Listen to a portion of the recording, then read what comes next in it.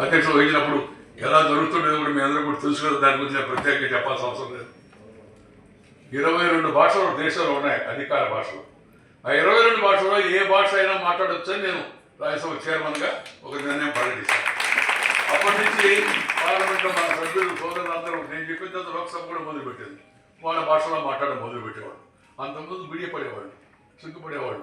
మాట్లాడకపోతే వాళ్ళు అనుకుంటారేమో, మాట్లాడితే పేరు రాకపోతే పేపర్లో, లేదు మాట్లాడితేమో రాకపోయా, భాష రాకపోయా, అందుకని ఇంగ్లీషు రాసుకొచ్చుకొని ఇంగ్లీషు చదివేవాళ్ళు కొంతమంది. ధారాళంగా మాట్లాడిన వాళ్ళు కొంతమంది ఉండేవాళ్ళు. కానీ 22 భాషల్లో మాట్లాడుతుంది ఇప్పుడు అవకాశం ఇచ్చాము. అందరూ ఇప్పుడు స్వేచ్ఛగా మీరు కావాలంటే పార్లమెంట్ ఆన్ చేసి చూడండి. మన నాయకులు మాట్లాడే మాటలు తెలుగులో మాట్లాడతారు, తమిళ్లో మాట్లాడతారు, కన్నడలో మాట్లాడితే ఎలా అర్థమవుతుందంటే సైమల్టేనియస్ ట్రాన్స్లేషన్ ఉంటుంది. ఇప్పుడు టెక్నాలజీ చాలా బాగా పెరిగింది, పెద్ద కష్టమైంది కాదు.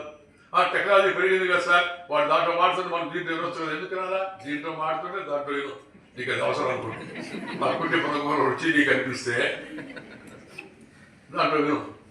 ఈ టెక్నాలజీ పెరుగుతున్నప్పుడు ఏమి పెరిగినా మనము ఎంత పెద్దవాళ్ళమైనా అమ్మని మర్చిపోతామా? అమ్మాయి కదా మనకు తొలి దైవం. అమ్మాయి నాన్న వర్ధమ్మ తుమ్ము పెట్టిన ఉద్దేశం కాదు. అమ్మ నాన్న ఇద్దరు తల్లిదండ్రులు, తల్లి తండ్రులు. ఈ దేశంలో గొప్పతనం అదే, తల్లి తండ్రి అంటాం. తండ్రి తల్లి అందరు ఎవరు? ఈ దేశం పేరు చూడండి, మదర్ ల్యాండ్, ఫాదర్ ల్యాండ్ అందరు ఎవరు? భారత మాత, మాతృభూమి. మనం పెద్దలు మనకు చూపించేటువంటి దారి.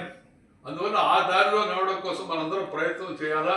మాతృభాషలో చదువుకోవాలా, మాతృభాష మాట్లాడాలా, ఇతర భాషలు కూడా నేర్చుకోవాలా. ఎన్ని కావాలంటే నేర్చుకునే శక్తి మన వాళ్ళకు ఉంది. ఇప్పుడు మన వాళ్ళు కొంతమంది నేర్చుకునే పెద్దవాళ్ళు నిన్నే చెప్పాను నేను. ప్రపంచంలో ఉన్న మల్టీనేషనల్ కంపెనీలు, బహుళ జాతి కంపెనీలు 12 కంపెనీలకు చీఫ్ ఎగ్జిక్యూటివ్ ఆఫీసర్ మన ఇండియా వాళ్ళు. దాంట్లో మన తెలుగు వాళ్ళు కూడా ఉన్నారు. నా దగ్గర సత్య ఇలా తెలివి, ఈ నేల, ఈ భూమి. ఇందాక మన కృష్ణ గురించి మాట్లాడుకున్నాం కదా.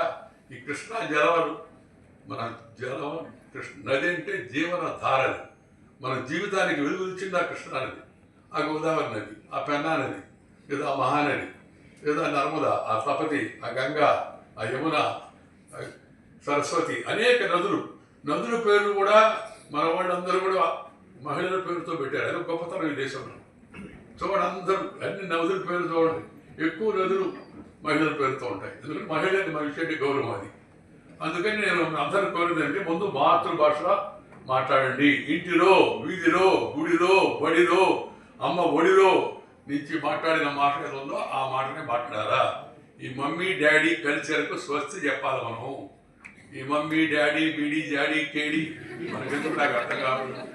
మన అమ్మ అంటే అక్కడ దాకా కనబడుతుంది. మమ్మీ అంటే మచిలీపట్నం దాటిపోదు. మాట్లాడుకుని రాత్రిపూట కావాలంటే హాస్టల్లో స్టూడెంట్స్ ఒకసారి ట్రై చేసుకోవాలి చూడండి. మమ్మీ అంటే మూత్ర నుంచి పెద్ద నుంచి వస్తుంది. అమ్మ అంటే లోపల నుంచి వస్తుంది. ఇది ఈ భాషలో ఉండే ఇక మాధుర్యం అది. ఎందుకంటే అది మన మాతృభాష కాబట్టి.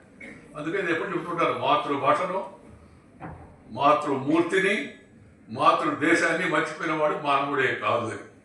ఈ మూడు మీరు దయచేసి అందరూ గుర్తుపెట్టుకోవాలి. తల్లిదండ్రులు మనకు కనిపించే దైవాలు, వాళ్ళని ఎప్పుడు మర్చిపోకూడదు. పిల్లలు జీవితంలో పైకి రావాలంటే తల్లిదండ్రులు గౌరవించుకోవాలి. ముత్తాతలు ఉంటే వాళ్ళ ద్వారా అనేక విషయాలు తెలుసుకోవాలి.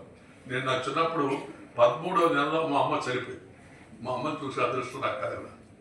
అంతా నేను మా అమ్మమ్మ, మా తాతయ్య వాళ్ళ దగ్గర నేర్చుకున్నాను. ఇంత స్థాయికి వెళ్ళాలంటే నాకు ఫౌండేషన్